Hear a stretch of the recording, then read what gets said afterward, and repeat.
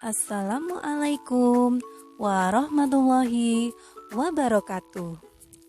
Saya Dewi Sulistianingsih, calon guru penggerak Angkatan 3 Kabupaten Klaten, akan menyampaikan hasil aksi nyata yang sudah kami laksanakan sebagai perwujudan tentang pemikiran filosofi Ki Hajar Dewantara pada modul 1.1 pendidikan calon guru penggerak. Yang pertama, perasaan selama melakukan perubahan di kelas. Nah, ini adalah pembahasan yang sangat menarik di mana pendidikan calon guru penggerak memberikan paradigma baru dalam pembelajaran saya di kelas. Perasaan yang saya rasakan selama melakukan perubahan di kelas yang sesuai dengan pemikiran Ki Hajar Dewantara adalah semangat. Bagaimana saya mendapatkan ilmu yang baru untuk memperbaiki dan meningkatkan kualitas pembelajaran yang disampaikan kepada siswa. Perasaan bahagia juga saya rasakan ketika melakukan perubahan dan bangga atas pencapaian peningkatan yang sudah dilaksanakan. Tidak lupa saya juga selalu merasa bersyukur karena saya diberi kesempatan untuk upgrade pengetahuan dan keterampilan melalui pendidikan calon guru penggerak. Ketika saya melaksanakan perubahan di dalam kelas, kemudian muncullah ide-ide perubahan yang nantinya saya laksanakan di kelas untuk perbaikan pembelajaran. Ide yang pertama, yakni komitmen bersama untuk mengganti hukuman dan paksaan yang biasanya kita laksanakan di kelas. Jika sebelumnya kita sering memberikan sanksi, nah untuk kali ini kita mengubah sanksi tersebut dengan membuat komitmen bersama. Selanjutnya yang kedua, adanya pembelajaran yang berbasis pada project atau project based learning. Ini adalah perwujudan pembelajaran yang berpihak kepada siswa. Jadi siswa nanti akan aktif untuk mencari tahu daripada mereka hanya menunggu untuk diberitahu oleh guru. Ide yang ketiga yaitu tentang permainan kuis ranking 1 sebagai solusi pembelajaran di mana kita melihat dari sisi kodrat anak, yakni bermain. Ini kami maksudkan agar jiwa anak yang selalu bahagia, jadi pembelajaran tidak terkesan hanya stagnan, kemudian memaksa harus belajar, harus mendapat ilmu, harus memahami dan menguasai sebuah materi. Selanjutnya adalah ide tentang merdeka belajar. Merdeka belajar ini memiliki arti yang sangat luas dan nanti untuk proses pelaksanaannya pun juga dilaksanakan dengan berbagai macam cara. Yang terakhir adalah ide tentang diskusi melalui virtual meeting. Ini adalah beberapa ide atau gagasan yang timbul selama proses perubahan pembelajaran di kelas yang saya laksanakan setelah mempelajari modul 1.1. Selanjutnya, bagaimana tentang pembelajaran dan pengalaman dalam bentuk praktik baik? Nah, saya menggarisbawahi bahwa praktik baik yang saya laksanakan itu lebih pada ke merdeka belajar, di mana merdeka belajar menjadi solusi pembelajaran yang berpihak kepada anak. Filosofi pendidikan menurut Ki Hajar Dewantara adalah guru yang menghamba kepada murid. Maksud dari pernyataan tersebut adalah pembelajaran yang harus berpihak pada peserta didik. Guru yang awalnya berperan sebagai fasilitator saja dalam pembelajaran, diperankan juga sebagai mitra siswa dalam mengembangkan potensi yang dimiliki oleh peserta didik. Merdeka belajar bukan berarti siswa bebas untuk belajar atau tidak belajar, melainkan siswa memiliki kebebasan untuk menggunakan berbagai media dan sumber belajar. Dalam pembelajaran daring saat ini, siswa juga memiliki kebebasan menentukan jadwal mereka melakukan pembelajaran secara mandiri. Peran guru tentu harus memberikan arahan dan tuntunan sebagai among dengan menyediakan alternatif pembelajaran daring asinkron. Nah, ini adalah perwujudan dari aksi nyata yang pertama, foto bercerita yang bisa saya sampaikan adalah tentang kegiatan rembuk kelas melalui virtual meeting Google Meet. Ini memang kami tujukan kepada siswa. Tujuannya adalah membentuk komitmen bersama agar nanti setiap kali ada sanksi yang memang harus diberikan kepada anak memiliki sifat yang netral, kemudian yang seimbang, yang kemudian nantinya akan memberikan self-correct kepada diri siswa.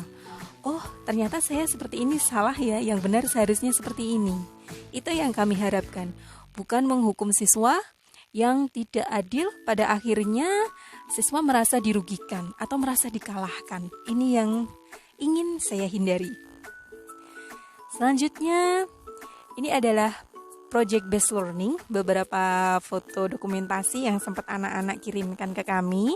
Ini adalah tugas proyek mereka untuk menulis ciri-ciri, kemudian mencari perbedaan antara tumbuhan xerofit, hidrofit, dan higrofit yang ada di sekitar mereka. Anak-anak mengamati bagaimana struktur daunnya, kemudian akarnya mungkin. Nah, seperti itu yang kemudian di pertemuan berikutnya akan dilakukan diskusi secara virtual. Mereka menyampaikan temuan-temuan mereka di proyek yang sudah ditentukan sebelumnya. Selanjutnya ini adalah game ranking 1. Kami kolaborasikan game ranking 1 ini dengan pembelajaran. Tujuannya memang anak ada relaksasi dan juga ini melaksanakan pembelajaran pemenuhan hak anak, yakni bermain sebagai kodrat mereka supaya mereka dapat mencapai kebahagiaan yang setinggi-tingginya sebagai manusia dan sebagai anggota masyarakat. Ini adalah gambaran ketika game ranking 1 dilakukan secara virtual juga karena memang masih pandemi. Mereka menggunakan media kertas dan juga alat tulis untuk menulis jawaban mereka, di mana setiap peserta yang sudah salah mengerjakan, maka mereka harus keluar dari permainan. Ya, tinggal di akhir nanti siapa yang jawabannya selalu benar di akhir sudah mengalahkan beberapa temannya, dialah sang juara atau sang ranking 1. Kebetulan ini dokumentasi sudah masuk ke babak yang banyak ya, jadi tinggal beberapa yang masih tersisa. Dan ini adalah 3 besar atau 3 juaranya. Ranking 1, ranking 2, dan ranking 3. Dan di kesempatan lain ketika anak-anak pengumpulan tugas, ini juga kami sertakan pula penyerahan sedikit hadiah agar mereka semakin termotivasi dan semakin bersemangat lagi untuk belajar, berprestasi, dan juga berkompetisi dan juga berkolaborasi. Kemudian ini tentang Merdeka Belajar. Aksi nyata Merdeka Belajar yang pertama, karena Merdeka Belajar salah satunya adalah siswa bebas menentukan sumber belajar, namun guru tetap memberikan arahan. Maka Merdeka Belajar yang pertama ini kami adalah optimalisasi penggunaan YouTube sebagai media penyampai materi.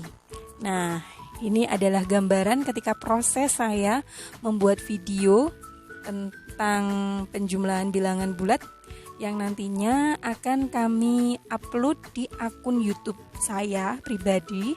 Anak-anak nanti bebas untuk mengakses. Jadi ini adalah solusi ketika anak-anak sedang bersemangat untuk belajar, mereka bisa kapan saja membuka link YouTube saya. Atau mungkin ada beberapa anak yang terhalang ketika mau mengikuti virtual meeting atau Google Meet. Anak-anak tetap bisa mendapatkan pelayanan pendidikan yang sama, pelayanan pembelajaran yang sama dari guru melalui akun YouTube saya. Nah, video ini nanti akan diupload ya di akun YouTube saya. Seperti ini sudah banyak beberapa video pembelajaran. Ini adalah alternatif ketika anak-anak melakukan belajar secara mandiri. Merdeka Belajar yang kedua, nah ini adalah virtual meeting ya, Google Meet. Kita share screen juga. Itu yang terlihat kenapa pesertanya sedikit, itu sebenarnya tidak sedikit, hanya saja saya menggunakan Google Meet Dualize. Jadi ketika presentasi kita masih tetap bisa menyimak peserta atau siswa kita apakah mereka berkonsentrasi atau tidak. Nah, itu kelihatan di situ. Kemudian Merdeka Belajar yang selanjutnya, guru sebagai among memberikan arahan agar anak-anak bisa belajar secara mandiri. Kita memanfaatkan poster. Nah, ini adalah poster karya guru, digunakan untuk memudahkan siswa dalam belajar, dan mereka juga memiliki kemudahan karena ini sudah dibuat dalam bentuk pemikiran yang sudah terpola, ya. Selanjutnya ini adalah testimoni. Testimoni pertama dari Ibu Kepala Sekolah, Ibunda Sri Mulyani, Sarjana Pendidikan, Kepala Sekolah SD Negeri 1 Ndanguran. Beliau mengatakan bahwa kami bersyukur dan bangga salah satu guru yang lulus CGP Angkatan 3 adalah guru kami. CGP memiliki komitmen tinggi, tidak pernah meninggalkan tupoksinya, dan semakin tinggi kualitas mengajarnya. Kebetulan beliau juga masuk di grup kelas yang saya ampu, jadi beliau sangat tahu sekali setiap hari pembelajaran yang saya laksanakan. Tidak jarang juga beliau juga masuk ke room di mana saya sedang melakukan virtual meeting dengan anak-anak. Selanjutnya testimoni yang kedua, ini dari Ibu Guru kelas 1, Ibunda Justin Fernaningtyas. Beliau mengatakan bahwa pendidikan guru penggerak memberikan dampak positif yang signifikan bagi CGP, rekan sejawat kami. CGP semakin produktif untuk menghasilkan karya yang memudahkan siswa belajar secara mandiri dan merdeka. Semangat terus Mbak Sulis. Kapan-kapan aku minta diajarin bikin poster ya. Itu adalah testi yang disampaikan oleh Ibu Guru kelas 1. Selanjutnya testimoni dari Ibu Guru kelas 5, Ibunda Agustina Sunarni. Kebetulan beliau selalu menyimak status-status saya di WhatsApp ya. Jadi beliau sangat tahu kegiatan saya yang saya lakukan apa, kemudian video pembelajaran yang sedang saya upload di YouTube saya itu apa, dan beliau mengatakan bahwa semakin menginspirasi. Selanjutnya ini adalah testimoni dari wali murid. Kami ambil 3 sampel saja. Ini dari Ibunda Mbak Syahla Agnia Ilyasa, kemudian dari Ibunda Ananda Elang, dan Ibunda Ananda Zahra.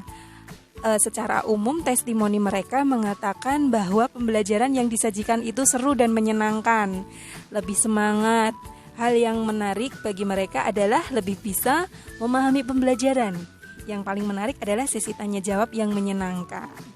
Rata-rata mereka puas dengan pelayanan kami, ada peningkatan juga bagi mereka, dan saya sebagai guru dan CGP cukup bangga atas pencapaian ini. Semoga semakin ke depan, semakin bagus lagi kualitas pembelajarannya, semakin puas pelayanan kami terhadap siswa dan juga orang tua yang nantinya bisa menginspirasi teman-teman sejawat kami.